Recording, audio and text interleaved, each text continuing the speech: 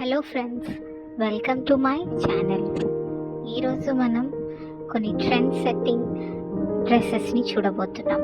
First of all, trend setter అంటే మనకు గుర్తొచ్చేది బాలీవుడ్ స్టైలిష్ ఐకాన్ సోనమ్ కపూర్. ఆవిడ యొక్క సింప్లిసిటీ, ఏ డ్రెస్ అయినా క్యారీ చేసేటువంటి విధానం చాలా చాలా బాగుంటుంది. తన సినిమాస్ కన్నా తన డ్రెస్సెస్ చాలా ఫేమస్.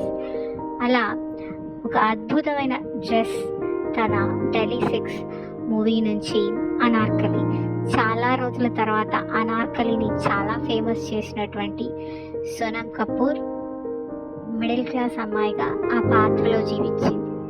అలాగే నెక్స్ట్ మన తెలుగు హీరోయిన్ చార్మి కౌర్. తన అనుకోకుండా ఒకరోజు సినిమాలో తన లాంగ్ డ్రెస్తో మనల్ని మెస్మరైజ్ చేసింది. తన ఇన్నోసెంట్ హావభావాలతో ఆ థ్రిల్లర్ని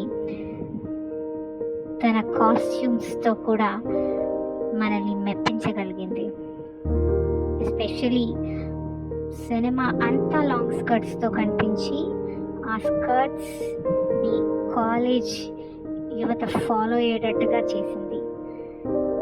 ఆ సినిమాలో సాంగ్స్ కానివ్వండి, ఫైట్ సీక్వెన్సెస్ కానివ్వండి, అన్నిట్లో మోస్ట్లీ ఒకే రకం డ్రెస్సెస్తో కనపడింది. సినిమా అంతా విస్తుపోకుండా మనల్ని కూర్చోబెట్టగలిగేది చార్మి, అందులో సందేహం లేదు. ఎంతలా ఆ లాంగ్ స్కర్ట్స్ పనిచేశాయంటే నెక్స్ట్ మన బొమ్మరిల్లు సినిమాతో మన జెనీలియా కూడా ఆ ట్రెండ్ని కాపీ కొట్టిందని చెప్పాలి. నెక్స్ట్ జెనీలియా విషయానికి వస్తే, క్యూట్ లుక్స్తో ఉండే Genelia happy cinema and mostly Bommarillu సినిమాలో సూపర్ లాంగ్ స్కర్ట్స్తో ట్రెండ్ని సెట్ చేసింది. ఎస్పెషలీ ఈ మూవీని తన కాస్ట్యూమ్స్ కోసం చూసిన వాళ్ళు కోకొల్లలు. ఇంకొంచెం పాత తరానికి వెళ్తే సిమ్రన్ డ్రెస్సెస్తో, especially jeans and crop top. అప్పట్లో చిన్నపిల్లలందరూ ఆ జీన్స్ క్రాప్ టాప్స్ తోటే ఉండేవాళ్ళు. నెక్స్ట్ శారీస్కి వచ్చేసరికి కన్యాదానం శారీస్ అని, సౌందర్య గారి పవిత్ర బంధం సినిమా నుంచి సౌందర్య శారీస్ అని, ఇంకొంచెం పాతకెళ్తే డంగరీస్, స్పెషలీ లాంగ్ ఫ్రాక్ డంగరీస్, టబు, ఇవన్నీ మనం ట్రెండ్స్గా చూస్తూనే ఉన్నాం.